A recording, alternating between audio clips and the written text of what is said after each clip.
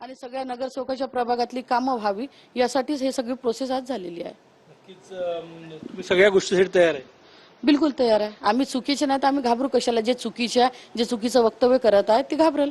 नक्कीच सगळे आरोप खासदार प्रतिभा धानोरकर यांनी खंडन केलेलं आहे आणि त्या म्हणतात की जे पक्षाच्या हिताचं आहे, जे पक्षाचं आहे तोच निर्णय मी घेतला, गट तोच आहे. भारतीय राष्ट्रीय काँग्रेसचा फक्त गटनेता बदललेला आहे. कॅमेरामॅन सचिन सयामसह गजानन माटे, TV9 मराठी, नागपूर.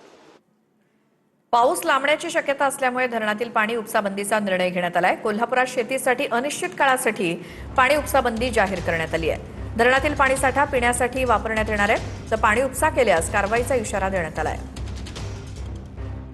जलसंपदा विभागांशी पण चर्चा झालेला आहे. जे आवर्तन बाहेर जात होतं ते आवर्तन शेतीला न देता फक्त पाणी पुरवठ्यासाठी राखीव ठेवण्यात येणार आहे. त्याच्यामुळे मला असं वाटतं की आपल्या कोल्हापूरच्या पाण्याचा प्रश्न हा तात्पुरता तरी रिझॉल्व्ह होईल, पण तरीसुद्धा नागरिकांनी पाणी जपावं आणि जोपर्यंत मान्सून येत नाही तोपर्यंत पाणी जपून वापरून चांगल्या पद्धतीने नियोजन करायची जबाबदारी सर्वांची.